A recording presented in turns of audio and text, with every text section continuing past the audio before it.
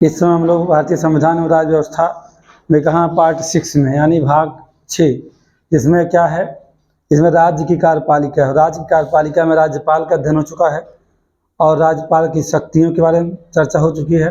राज्यपाल के सबसे संबंधित जो भी जानकारियां हैं उसके बारे में पहले ही बता दिया गया।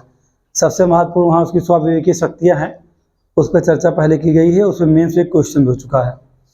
अब आज हम कहाँ हैं, हाँ इसके पहले भी एक लेक्चर हुआ था किस पर, राज्य मंत्रिपरिषद पर, वो भी कंप्लीट है पूरी तरह मेंस के पैटर्न पर। आप किसी भी एग्जाम डिस्क्रिप्टिव मोड पर जीएस को लिख रहे थे, यूपीएससी का मेंस हो, बीपीसीएस हो, बीपीएससी, एमपीपीएससी, उत्तराखंड, जहाँ मन क्या वहाँ जाइए, उस पूरा का पूरा काम करेगा। बशर्ते कि आपको समझ में आना चाहिए, क्योंकि ये समझिएगा संविधान एक ऐसा सब्जेक्ट है जिसको वास्तव में अगर आप समझ जाइए तो शब्द उसके लिमिटेड होते हैं और उन शब्दों के थ्रू आप मेंस को लिख सकते हैं और अच्छी खासी आंसर राइटिंग प्रैक्टिस भी कर सकते हैं। तो आज हम बात करने वाले हैं किसकी, आज हम बात करेंगे मुख्यमंत्री की। हम उसी क्रम में हैं, राज्य कार्यपालिका में जैसे जो दिया गया है वैसे ही, यानी पार्ट 6 में राज्यपाल की बात की गई, राज्य मंत्रिपरिषद की बात की गई। अब राज्य मंत्रिपरिषद में अहम कौन है, सीएम होता है, मुख्यमंत्री।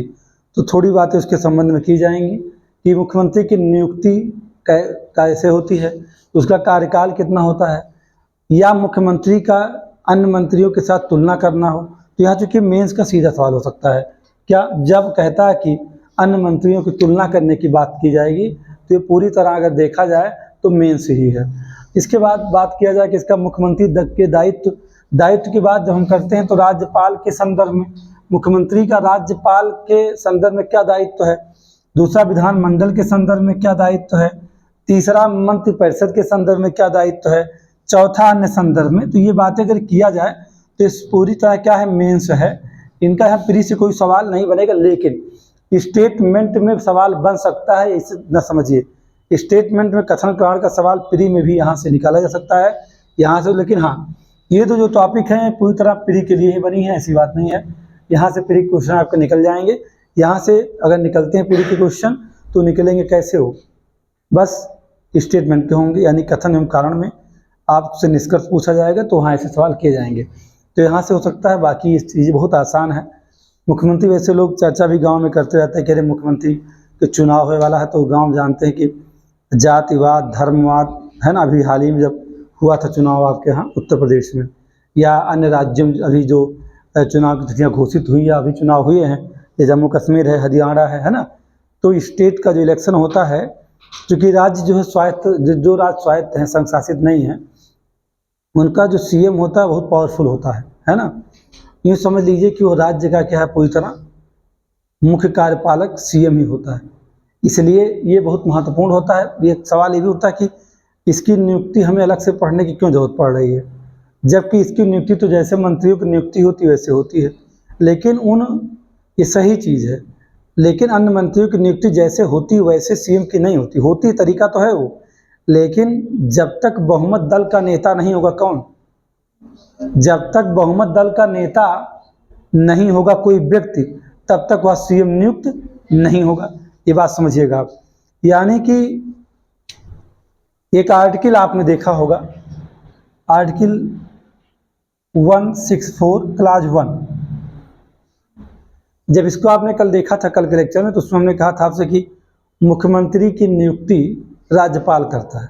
कौन करता है, राज्यपाल करता है, और अन्य मंत्रियों की नियुक्ति मुख्यमंत्री की सलाह पर राज्यपाल करता है।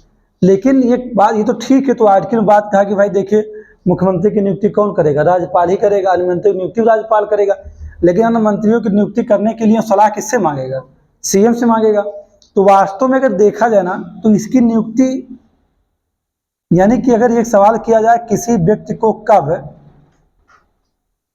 राज्यपाल सीएम नियुक्त करेगा, अगर ये सवाल आपसे किया जाए कि किसी व्यक्ति को कब नियुक्त किया जाएगा सीएम, तो वहां जब बात की तो वही उसी को नियुक्त किया जाएगा जब वह कहाँ विधानसभा कहूँगा मैं यहाँ, यानी कहाँ विधानसभा में क्या हो, बहुमत दल का नेता हो। अगर वह विधानसभा में बहुमत दल का नेता है, चुन लिया गया है, तभी उसे राज्यपाल आर्टिकल 164 क्लास 1 के तहत क्या नियुक्त करेगा, मुख्यमंत्री नियुक्त करेगा, अन्यथा नहीं। अब बहुमत दल की बात जब हम करते हैं कि बहुमत दल का नेता मीन्स क्या, जैसे कि अभी जब आपके यहाँ चुनाव हुआ था यूपी में ही, तो यहाँ दो पार्टियां थी। एक पार्टी है बीजेपी और दूसरी है एसपी यानी समाजवादी पार्टी। चूंकि बीजेपी इसके पहले भी सत्ता में रही और ये इसके पहले रहे होंगे, 2012-2017 रहे हैं। चुनाव हुआ तो चुनाव में चूंकि उत्तर प्रदेश में जो सीटों की संख्या है वो 403 सीटें हैं। एंग्लो इंडियन का एक सीट और थी, हाँ एंग्लो इंडियन की एक सीट थी और मतलब जो नॉमिनेट होता था उसको मुझे लगता है हटा दिया जाएगा तो 402 ही होगा इस समय, क्योंकि एक संशोधन के द्वारा एंग्लो इंडियन जो नॉमिनेट राज्यपाल करता था विधानसभा में, अगर एंग्लो इंडियन का प्रतिनिधित्व ना हो तब करता था, तो अब वो संशोधन हो गया है। अब एंग्लो इंडियन का नॉमिनेशन ना लोकसभा में होता है और ना राज्य विधानसभा में होता है, तो बात है नहीं कोई। तो 402 का अगर देखा जाए तो भाई 402 मान लीजिए कि 402 सीटों का आधे से अधिक होना चाहिए। 402 का अगर निर्वाचन हुआ तो 402 में से ये जहाँ पे कितना होना चाहिए, कम से कम 201 प्लस होना चाहिए ना, यही तो होना चाहिए, तब कोई सीएम नियुक्त किया जाएगा। तो ये जो 201 से अधिक का आंकड़ा है ये किसे मिला, ये आंकड़ा मिला बीजेपी को। किसे मिला, ये आंकड़ा मिला बीजेपी को। तो बीजेपी के जो जितने विधायक थे सभी लोगों ने अपने बहुमत का नेता किसे चुना, योगी जी को चुना। किसे चुन लिया, योगी जी को। योगी जी को चुना और योगी जी लिस्ट लेके कहाँ जाएंगे, राज्यपाल को दे देंगे कि देखिए हमें इतना लोगों का बहुमत प्राप्त है। तो राज्यपाल ने उन्हें शपथ दिलाने का समय निश्चित कर दिया और मुख्यमंत्री नियुक्ति की बात कर दिया, यानी तभी नियुक्त करेगा, यानी बहुमत दल के नेता को ही करेगा। अगर बहुमत नहीं है तो नहीं करेगा। अब एक सवाल उठता है, मान लीजिए कि ये 402 का आंकड़ा था और ना इनको 201 मिलता, मान लीजिए कि इनको 180 मिल जाता और इन्हें 190 मिल जाता, बाकी जो होते हैं निर्दल प्रत्याशी वो लोग जीत जाए, तो क्या होगा अब यहाँ। तो यहाँ पर अब राज्यपाल का स्वविवेक होगा, वो किसे बुलाएगा। वैसे तो बुलाना किसे चाहिए, जिसकी सीटें अधिक हैं, लेकिन राज्यपाल को ये लगता है कि ये साबित नहीं कर पाएंगे तो इनको ना बुला के इन्हीं को बुला लेगा, 180 वाले को बुला लेगा। और अगर ये सही कहा जाए कि अगर वो वास्तव में बहुत ही प्राकृतिक न्याय करते हुए और स्वाविवेकीय शक्ति का प्रयोग करे तो वास्तव में बुलाना इसी को चाहिए, भले साबित ना कर पाए उससे मतलब नहीं है। मौका देगा कौन, राज्यपाल। इस पार्टी के जो बहुमत दल के नेता चुने जाएंगे, मान लो अखिलेश यादव चुन लिए जाए, तो उनको सीएम क्या कर देगा, नियुक्त कर देगा और समय दे देगा कि आप 10 दिन 20 दिनों के अंदर बहुमत साबित करो सदन के अंदर। अगर आप नहीं साबित करोगे तो आप जो है मुख्यमंत्री नहीं रह जाओगे। तब जब सदन में क्या होगा, सदन में वोटिंग सिस्टम होगा, मतदान होगा, और मतदान में अगर मान लो 190 ये 201 प्लस नहीं पाए तो ये सरकार गिर जाएगी, फिर किसे ना बुलाया जाएगा, बीजेपी को बुलाया जाएगा, फिर उनका बहुमत दल का नेता। तो ये ऐसी भी कंडीशन में अगर ये भी बात होती है कि मान लीजिए कि कहीं पे खंडित जनादेश आ जाए तो वहां स्वाविवेक राज्यपाल का होता है। अब एक बात और है कि मान लीजिए कि बीजेपी 201 प्लस, पहले वाली बात पे आ जाइए, 201 प्लस सीटें जीती थी और उसने बहुमत दल का नेता ऐसे व्यक्ति को चुन लिया है जो कि विधानसभा का सदस्य है ही नहीं, यानी चुनाव लड़ा ही नहीं था, वो विधानसभा का क्या नहीं है। बीजेपी ने ऐसे व्यक्ति बहुमत दल का नेता चुना जो कि विधानसभा या विधान परिषद दोनों में से किसी का भी क्या ना रहा हो, मेंबर ना रहा हो। यानी क्योंकि जिन राज्यों में विधानसभा विधान परिषद हैं, जहां द्विसदनीय, 6 राज्यों में द्विसदनीय है, बाकी जगहों पर क्या है, एक सदनीय है। तो यूपी द्विसदनीय है, चूंकि एग्जाम्पल हमने इसी का ले रखा है। तो यानी विधानसभा का मेंबर ना हो तब अब क्या होगा। तो जानते हैं, सपोज करिए कि निरहू नाम सुने हैं, निरहू एक हैं सांसद है आजमगढ़ से, दीनदयाल यादव उर्फ निरहू या निरहुआ लोग कहते हैं। तो मान लीजिए कि उन्हीं को बहुमत दल का नेता चुन लिया गया होता और चूंकि उसमें सांसद थे, तो क्या होता, तो 6 महीने के अंदर उन्हें विधानसभा का सदस्य बनना होगा, ये भी आप समझिएगा। यानी कि ऐसी व्यवस्थाएं संविधान में की गई हैं। 164 एक यानी 164 क्लास 1 में सीएम और अन्य मिनिस्टर्स की अपॉइंटमेंट कौन करता है? राज्यपाल। एक बात और समझिएगा, मुख्यमंत्री या अन्य मंत्रियों को राज्यपाल नॉमिनेट नहीं करता है, यानी राज्यपाल उन्हें मनोनीत नहीं करता है, वास्तव में क्या करता है? नियुक्त करता है। अपॉइंटमेंट है, ध्यान रखिएगा, अपॉइंट करता है। जैसे पीएम को अपॉइंट कौन करता है? प्रेसिडेंट करता है।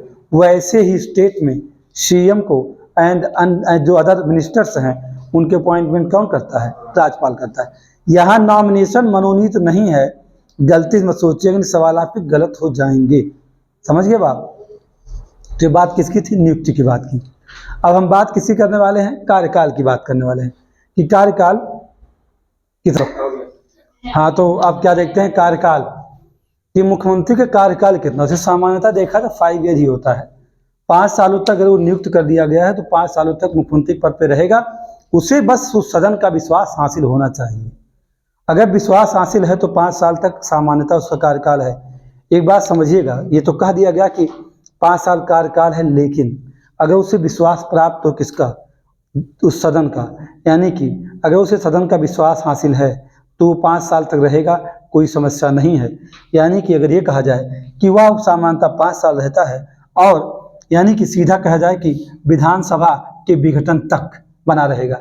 ऐसा भी हो सकता है कि 5 साल पहले ही विधानसभा का विघटन हो गया, यानी 2 ही साल पे हो गया तो 2 ही साल तक रहेगा, 3 साल पे हुआ 3 साल तक रहेगा, नहीं तो 5 साल तक वह मुख्यमंत्री से रहना ही है, ये समझिएगा। यानी कि विश्वास मत जब तक है तब तक, या विधानसभा का विघटन जब तक ना हो तब तक वो बना रहेगा। मुख्यमंत्री 5 सालों तक उससे हटाया नहीं जाएगा।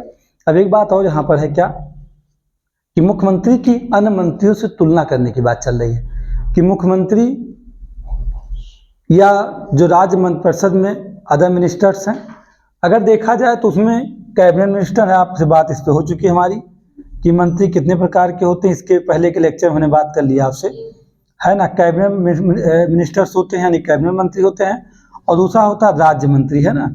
राज्य मंत्री जो होते हैं वो 2 टाइप के होते हैं। राज्य मंत्री 2 टाइप कैसे? जैसे देखा जाए, एक क्या होते हैं? अधीनस्थ होते हैं कैबिनेट के, एक अधीनस्थ होता है, और दूसरा होता है क्या? स्वतंत्र प्रभार होता है, ये होते हैं। तो इसके अलावा तीसरा होता है उपमंत्री। तो उपमंत्री अब बनाए नहीं जाते हैं, वो चाहे संघ हो चाहे राज्य हो, कहीं भी नहीं बनाए जा रहे उपमंत्री, यानी ये दोनों बनाए जाते हैं, कैबिनेट और राज्य मंत्री। तो इन्हीं से तुलना करना है कि क्या स्थिति होती है। क्योंकि पहली बात तो ये आप समझिएगा कि सीएम क्यों मुख्य हो जाता है, क्योंकि सीएम की सलाह पर ही क्या होता है? इन मंत्रियों की नियुक्ति की जाती है। तो पहली बात तो ही हो गई कि सीएम की सलाह पर नियुक्ति की। दूसरी बात क्या कि मुख्यमंत्री ही इन मंत्रियों को मंत्रालय देता है, कि मतलब सलाह भी दिया, उनको नियुक्त भी करवाया, और जिसे जो मंत्री बना है किसको कौन सा मंत्रालय दिया जाएगा ये भी कौन तय करेगा? मंत्रालय मीन्स होता विभाग, कौन सा विभाग किसे दिया जाए। किसे पर्यावरण का मंत्री बना दिया जाए, किसे ग्राम पंचायत का मतलब पंचायती राज मंत्री बना दिया जाए, किसे खाद्य रसद बना दिया जाए, किसे जो है क्या कहते हैं उसको हॉर्टिकल्चर मिनिस्टर बना दिया जाए। मतलब जितने डिपार्टमेंट हैं, किसे जो है क्या कहते हैं राज्य का जो उसमें राज्य का क्या कहते हैं उसको गृह मंत्री जो होते हैं वो बना दिया जाए, कि शिक्षा मंत्री बना दिया जाए। मतलब जो डिपार्टमेंट जितने भी होते हैं उन डिपार्टमेंट मंत्रालय देने का काम कौन करेगा? मुख्यमंत्री करेगा। यानी मुख्यमंत्री ही अन्य मंत्रियों को मंत्रालय देता है। और ये भी जानिएगा, वही जो मुख्यमंत्री है ना, वो अपनी सलाह दे करके किसी मंत्री को उसके पद से हटवा सकता है। किससे? राज्यपाल के माध्यम से। यानी हटवा सकता है किसके द्वारा? गवर्नर के जरिए। ये बात समझिएगा, सलाह दे करके। या हो सकता है उसका मंत्रालय बदलवा सकता है, ये भी जानिएगा। विभाग भी बदलवा सकता है राज्यपाल से कह के। यानी कौन करेगा? ये मुख्यमंत्री सलाह दे के करवाता है। और ये भी जानिएगा कि चूंकि हमने पहले ही कहा है कि जो सीएम होता है ना, वो अन्य मंत्रियों के मामले में अधिक ताकतवर क्यों है? क्योंकि उस सभी मंत्रियों में इनमें प्रमुख है। और वो उसकी सलाह पे ही अन्य मंत्रियों की नियुक्ति होती है, और उसकी सलाह पर ही अन्य मंत्रियों को राज्यपाल हटा देता पद से, या किसी और डिपार्टमेंट में उनका स्थानांतरण कर देता है, या मुख्यमंत्री की सलाह पर ही राज्यपाल उन्हें किसी और विभाग का कार्यभार सौंप देता है। इतना काम है। ये समझ गए अब बात। तो महत्ता किसके पास अधिक है? मुख्यमंत्री के पास। तो मुख्यमंत्री और अन्य मंत्रियों की तुलना इससे ज्यादा नहीं कर सकते। अगर कभी लिखने को आ जाए तो आप बिल्कुल बिंदास होकर लिखिए, एक लाइन सुविधा कि जो है अगर अन्य मंत्रियों को तुलना की जाए तो मुख्यमंत्री की सलाह पर ही अन्य मंत्रियों की नियुक्ति होती है, और मुख्यमंत्री के ही सलाह पर अन्य मंत्रियों को मंत्रालय दिया जाता है, और कौन सा मंत्रालय किसके पास होगा वही तय करता है। जो मुख्यमंत्री ही राज्यपाल के माध्यम से हटवा देता है अन्य मंत्रियों को, उनके पद से हटवा सकता है, या उन्हें कहीं और अंतरित करवा सकता है, किसी और विभाग में कोई और मंत्रालय दिलवा सकता है, या किसी अन्य मंत्रालय का कार्यभार भी दिलवा सकता है, सौंप सकता। मान लो किसी के पास कृषि एवं वन मंत्रालय है, पता लगा उसी को क्या शिक्षा मंत्रालय भी दे दिया गया है ना, ऐसे, या उद्यान मंत्रालय दे दिया गया, जैसे उद्यान जो विभाग है उसको दे दिया गया कि हाँ चलो कृषि वन पर्यावरण वन मंत्रालय है ही इनके पास, ला इनको ये भी दे देते हैं उद्यान मंत्रालय भी। तो ये भी मुख्यमंत्री सलाह पे होता है। मुख्यमंत्री जो कि संपूर्ण मंत्रियों का प्रमुख है, इसीलिए इन मंत्रियों के समूह में श्रेष्ठ है। इतनी बातें लिख पाओगी, इससे ज़्यादा की जानकारी नहीं है कोई। अब हम बात करने वाले किस पर हैं कि मुख्यमंत्री के क्या दायित्व होते हैं, उन्हीं की बात हम करेंगे। तो हम बात किस पे करने वाले हैं? मुख्यमंत्री के दायित्वों पर। अच्छा, राज्यपाल लिख दिया हूँ, राज्यपाल के संदर्भ में ऐसा नहीं है, मतलब वहाँ जो लिखा गया कि यहाँ मुख्यमंत्री, यहाँ लिखा क्या मुख्यमंत्री के दायित्व, ये कहाँ है? आर्टिकल 167 में है। अगर बात किया जाए कि मुख्यमंत्री के दायित्व के संबंध में चर्चा कहाँ की गई है, तो अनुच्छेद 167 यानी 167 में किया गया है। ये भी आप समझिएगा कि जो मुख्यमंत्री है इसका दायित्व किसके किसके प्रति बनता है। तो सबसे पहले राज्यपाल के प्रति बनता है, फिर मंत्रिपरिषद के संदर्भ में है, विधानमंडल के संदर्भ में भी है, मुख्यमंत्री का अन्य दायित्व भी होता है अन्य लोगों के संदर्भ में। तो पहले हम चर्चा किस पे करने वाले हैं? राज्यपाल के संदर्भ में मुख्यमंत्री के क्या क्या दायित्व होते हैं। तो सबसे पहले अगर बात किया जाए तो ये निकल के आता है कि प्रशासन यानी राज्य प्रशासन से संबंधित, क्या राज्य प्रशासन से संबंधित यानी राज्य प्रशासन से संबंधित निर्णय एवं क्या प्रस्तावित कानून, क्या हाँ प्रस्तावित जो कानून होते हैं उनकी जानकारी मुख्यमंत्री देता है किसे? राज्यपाल को। ये समझिएगा, ये दायित्व होता है सीएम का कि वो राज्य प्रशासन से संबंधित निर्णय एवं जो प्रस्तावित कोई कानून है तो उनकी जानकारी वो किसे देता है? राज्यपाल को देगा, या उसका दायित्व बनता है राज्य के सीएम का। दूसरी बात क्या, जो ये राज्य प्रशासन संबंधित या जो प्रस्तावित कानून हैं उनके संबंध में अगर कोई चीज़ विशेष कह सकते हैं कि कोई दस्तावेज तैयार किया गया है ना, कोई दस्तावेज तैयार किया गया ना, कोई विधेयक उसके संबंध में आप ला रहे हो कहाँ? विधानमंडल में, तो उसे कहाँ लाना पड़ेगा? उसे भी दूसरा दायित्व बनेगा राज्यपाल के समक्ष, उसे आपको रखना होगा। यानी उसे या कह सकते हैं कि आप पूरी तरह उस विधेयक की जानकारी भी देने वाले हैं, यानी जो भी चीज़ें आप बना के रखें पहले से, और राज्यपाल अगर अपनी इच्छा से आप दीजिए। और दूसरी बात ये भी होती है कि राज्यपाल मांग भी सकता, मांगेगा जब तो आपको देना होगा। राज्य प्रशासन संबंधित निर्णय प्रस्तावित कानून की जानकारी आपको देने का दायित्व सीएम देता है किसे? राज्यपाल के प्रति उसका दायित्व है, और राज्यपाल उससे मांगता है अगर, तो भी क्या कर्तव्य बन जाता है सीएम का कि वह जानकारी दे। यानी दो बातें हो गई। तीसरी बात जब की जाती क्या कि मान लीजिए कोई ऐसा विषय है, कोई ऐसा विषय है जिस पर किसी गवर्नर को क्या लगता है, राज्यपाल को लगता है कि उस पर किसी मंत्री ने कोई निर्णय ले लिया है। कोई ऐसा विषय हो जिस पर कोई मंत्री निर्णय ले लिया है या विनिश्चय कर दिया है, परंतु मंत्रिपरिषद ने उस पर कोई विचार नहीं किया है। समझिए, इसे लिख लीजिए, इसे बोल रहा हूँ। मंत्रिपरिषद ने परंतु उस पर कोई विचार नहीं किया है, तो राज्यपाल द्वारा अपेक्षा करने पर राज्यपाल क्या करेगा? इस बात की उम्मीद करेगा कि मुख्यमंत्री उस विषय या उस निर्णय में मंत्रिपरिषद के समक्ष विचार के लिए रखवाए। ये बातें कहाँ किसके प्रति संदर्भित है? राज्यपाल के प्रति है। यानी ऐसा भी हो सकता है, कभी कभी ऐसा भी हो जाता है कि कोई ऐसा विनिश्चय या निर्णय कोई एक मंत्री ले लेता है, लेकिन मंत्रिपरिषद में इसकी चर्चा नहीं होती है, और राज्यपाल को जानकारी जब मिलती है तो कहता है इसको क्या करना है, मंत्रिपरिषद के समक्ष मुख्यमंत्री का दायित्व तो बन जाता है तुरंत कि वह रखवाए मंत्रिपरिषद के समक्ष। ये बातें हैं, ये किसके प्रति दायित्व थे? ये राज्यपाल के संदर्भ में सीएम के दायित्व हैं। अब दूसरी बात किसके हम करने वाले हैं कि मंत्रिपरिषद के प्रति क्या दायित्व बनता है किसका? हाँ, तो हम देखते हैं क्या मंत्रिपरिषद के प्रति मुख्यमंत्री के क्या दायित्व होते हैं। यानी कि जो राज्य की मंत्रिपरिषद है उसके प्रति मुख्यमंत्री के क्या दायित्व होंगे। तो सबसे पहले क्या कि सीएम की सलाह पर ही क्या होता है, किसी मंत्री को नियुक्त किया जाता है और उसे उसके पद से हटाया भी जाता है, या उसके विभाग को भी परिवर्तित कर दिया जाता है। ये किसी सलाह पे होता है? सीएम की सलाह पे काम कौन करता है? राज्यपाल करता है। तो अब मंत्रियों को नीति से संबंधित जो निर्देशन देना होता है वो कौन देता है? मंत्रियों को नीति संबद्ध निर्देशन, यानी जो पॉलिसी स्टेट में बन रही हैं, किसके हित में बन रही हैं? जनता के हित में। योजनाएं आ रही हैं, उन योजनाओं के संबंध में यानी कि निर्देशन जो देता है कौन देता है? मुख्यमंत्री ही देता है। मुख्यमंत्री का दायित्व होता है कि वो निर्देशित करे किसे? अन्य मंत्रियों को। इसके बाद आप देखते हैं क्या कि जो अलग अलग मंत्रालय हैं उन मंत्रालयों में कभी जैसे होता ना कि कृषि मंत्रालय है, और फिर क्या है वन मंत्रालय है, पर्यावरण वन मंत्रालय है, तो दोनों तो अलग अलग डिपार्टमेंट है ना, दोनों मंत्रालय अलग है। तो इन दोनों में कोई विवाद ना हो, यानी जो इस दो मंत्रालय हैं इसके अलग अलग मंत्री होंगे, तो इन दोनों में समन्वय स्थापित करने का भी दायित्व किसका होता है? मुख्यमंत्री का। यानी विभिन्न मंत्रालयों में समन्वय स्थापित कौन करेगा? मुख्यमंत्री करेगा, इस दायित्व उसका बनता है। फिर क्या जो संपूर्ण राज्य मंत्रिपरिषद है उसकी अध्यक्षता करने का भी दायित्व किसके ऊपर होता है? सीएम के ऊपर होता है। यानी मंत्रिपरिषद की अध्यक्षता कौन करता है? मुख्यमंत्री।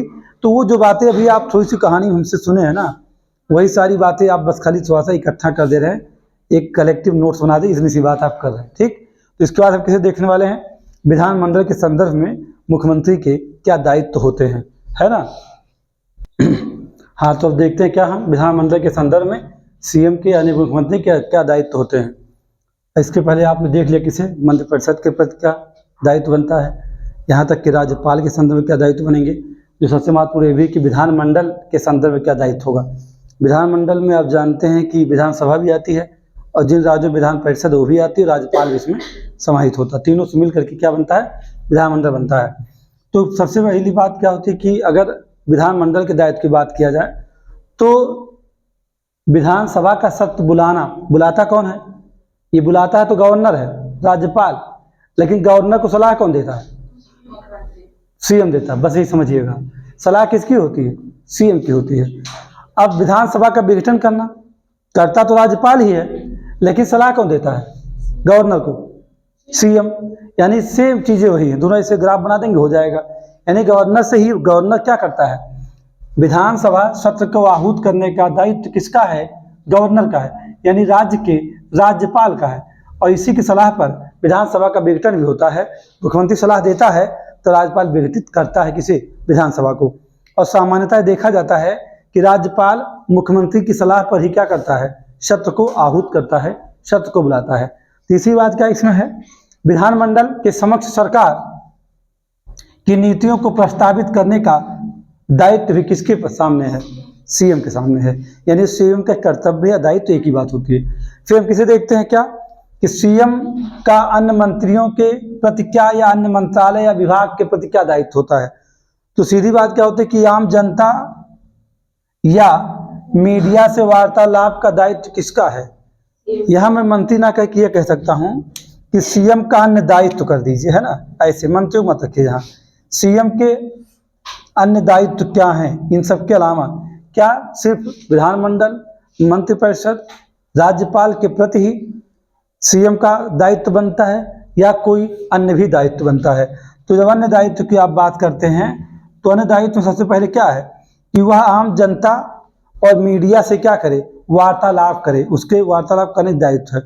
कोई घटना घट रही है किसी उसके राज्य के किसी जिले में, किसी क्षेत्र में, तो उस पर वो मीडिया को क्या देगा, जानकारी देगा, आम जनता को संबोधित करेगा।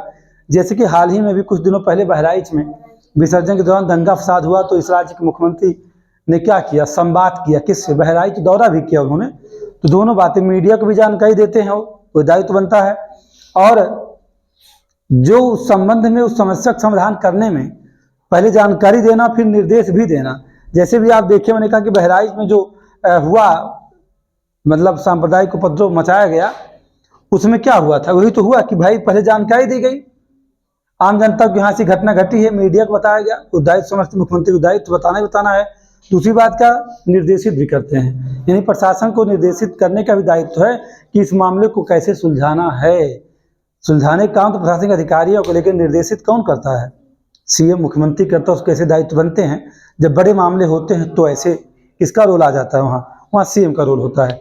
तो राज्य के विकास से संबंधित जो संस्थाएं हैं ना, उनमें भी इसकी महत्वपूर्ण भूमिका होती है। राज्य के विकास में बहुत सारे ऐसे निजी संस्था भी हैं जिनके प्रति भी, और जो सरकारी संस्थाएं हैं उनके प्रति भी मुख्यमंत्री के क्या होते हैं, दायित्व होते हैं। कहीं ऐसा तो नहीं कि दिए थे पैसा ओवरब्रिज बनाने के लिए, पता लगा उसमें वो ओवरब्रिज में क्रैक हो रहा था, तो जो उसका मैकेनिक इंजीनियर थे उन लोगों ने क्या किया, लोहे का वेल्डिंग करवा के ला के बस नट बोल्ट से टाइट कर दिया, जैसे बिहार में आजकल कर देते हैं, बाद में ओवरब्रिज गिर जाती है। तो ये कहने का मतलब मेरा ये है कि जो संस्थाएं हैं, उन संस्थाओं को भी निर्देशित करने का दायित्व किसका है, हमारे सीएम का है। आपातकाल के समय, आपात जानते हैं, आपात 352, अगर मान लो क्या हो, देश में आपात लगा हो, तो उस समय आपात की स्थिति में केंद्रीय सरकार के अधीन रहते हुए हमारा जो मुख्यमंत्री होता है वो कार्यों का संचालन करता है। यानी आपातकाल के समय, राष्ट्रीय आपात के समय मुख्यमंत्री का दायित्व है कि वो केंद्रीय सरकार के अधीन रहते हुए कार्यों का संचालन करे, राज्य के प्रशासन का संचालन करे, शासन का संचालन करे, ये उसका दायित्व है। इतनी बातें जो हमारे द्वारा आपको बताई गई, कि आप इसको समझ पा रहे हो अगर अच्छे से, तो ये समझिए कि यहाँ मेंस का एक सवाल पूरा का पूरा है। यानी मुख्यमंत्री के दायित्व के संदर्भ में आपसे सवाल मेंस में पूछा जा सकता है, और कहीं ऐसे तो इसके बारे में चर्चा नहीं की गई है। जब आप पूरा का पूरा सीएम को पढ़ लेते हैं और राज्यपाल को पढ़ते हैं, तो आप समझ सकते हैं कि किसके क्या कर्तव्य है, किसके क्या दायित्व है, उन्हीं को उस शब्दों में ला करके कम से कम शब्दों में उसे शॉर्ट नोट बना लीजिए, तो मज़ा आ जाता है। क्योंकि मेंस जब भी होता है, तो अगर पहले से आप पर नोट्स अवेलेबल ना हो, तो आप वहाँ क्या कर सकते हैं, फेल कर सकते हैं। सारा कुछ आप कई सालों तक प्री की तैयारी करते हैं, कई सालों तक आप प्री एग्जाम ही तैयारी करते हैं, 3 से 4 सालों तक आप प्री पढ़ते हैं, और जैसे ही आप प्री का एग्जाम देते हैं, उसके बाद कहते हैं पेपर आप, यदि आपका अच्छा हो गया तो कहते हैं हम मेंस की तैयारी करेंगे। आप बताइए, आप प्री पास होने के लिए कम से कम 3 से 4 साल आपने तैयारी किया था, तब आप प्री पास हुए। और मेंस जो कि डिस्क्रिप्टिव है, जिसमें लिखना है पूरी तरह, जिसमें उत्तर सामने नहीं है, प्रश्न सामने है। जबकि देखा जाता है कि प्री में प्रश्न सामने होता है, उत्तर सामने नहीं होता। प्री में, हाँ, प्री ऑब्जेक्टिव मोड पे है, तो आप क्वेश्चन भी सामने है और आंसर भी सामने है, आपको चूज करना होता है। लेकिन मेंस में तो क्वेश्चन सामने है, आंसर तो सामने है नहीं, आपको लिखना है वहाँ डिस्क्रिप्टिव मोड पे। खास कर बात हो रही है यूपीपीसीएस की या यूपीएससी की, और जिन राज्यों में या उत्तराखंड में भी जहाँ पर क्या है, जीएस डिस्क्रिप्टिव मोड पर है मेंस में, वहाँ की बात हो रही। तो आप फिर 3 महीने में मेंस कैसे क्लियर कर सकते हैं? क्या 3 महीने में आप मेंस पढ़ के पास हो सकते हैं? नहीं हो सकता ये। यानी जैसे आप 3 साल प्री को देख, या 3, कुछ ऐसे भी लोग होते हैं जो लगभग 4 से 5 साल लग जाता है कि वो प्री नहीं पास होते हैं।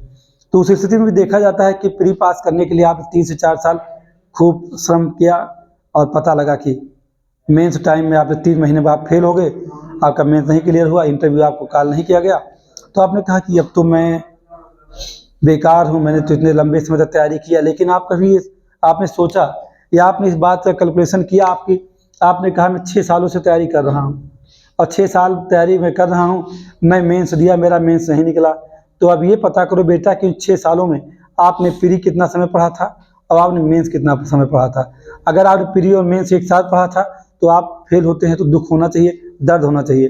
लेकिन आप अगर हमेशा प्री पढ़ते रहे और प्री पास हुए, कब? 2024 यूपीपीसीएस के प्री एग्जाम में आप प्री पास हुए और मेंस फेल हो गए, तो आप अपने आप को दोषी भी नहीं ठहरा सकते हैं। क्यों? क्योंकि आप रॉन्ग वे पे थे, आपने मेंस तो पढ़ा ही नहीं था। आप एग्जाम पीसीएस का जब होता है, सपोज कीजिए दिसंबर के महीने में है, दिसंबर के महीने यूपीपीसीएस का एग्जाम हो रहा हो, आप प्री पास हो जाइए, उसका मेंस एग्जाम मार्च में हो जाए, तो आप 3 महीने में आप कैसे पास कर सकते हैं बताइए? नहीं हो सकता है। इसीलिए मेरे द्वारा जो भी लेक्चर अवेलेबल किया जाता है वो सारा का सारा प्री और मेंस दोनों को हिट किया जाता है। ये प्रयास होता है कि मेंस का एक फॉर्मेट आपके ब्रेन में ज़रूर बने जिससे आप लिख सकें, क्योंकि ये ज़रूरी नहीं होता कि बहुत जानकारी आपको हो, कम से कम जानकारी अगर किसी एक टॉपिक पे हो तो आपके लिए बेहतर होता है। हम लोग चाहते तो बस इतना बता के यहाँ से निकल जाते कि मुख्यमंत्री की नियुक्ति राज्यपाल करता है ना, फला आर्टिकल के तहत करता है, और मुख्यमंत्री की सलाह पर मंत्री की नियुक्ति होती है, और मुख्यमंत्री का कार्यकाल सामान्यतः 5 वर्ष होता है और विघटन होने तक हो सकता है। इसके आगे की जो कहानी उसे हम हटा सकते थे, आप उससे जान भी नहीं सकते हैं। अब ये खेल अक्सर जो बड़े बड़े कोचिंग संस्थान हैं खेलते हैं, और बच्चे भी अच्छे से उसी में खेलते हैं, कुप्पा बन के घूमते हैं। अंत में पता लगता है कुप्पा बन गया कुप्पी, वापस लौट आते कि अपने घर, किसी काम के नहीं रहते हैं। मैं डिमोटिवेट बिल्कुल नहीं करता हूँ, लेकिन मैं कड़वी बातें अधिक करता हूँ। आपको अच्छा लगे तो यूज़ करिए। धन्यवाद।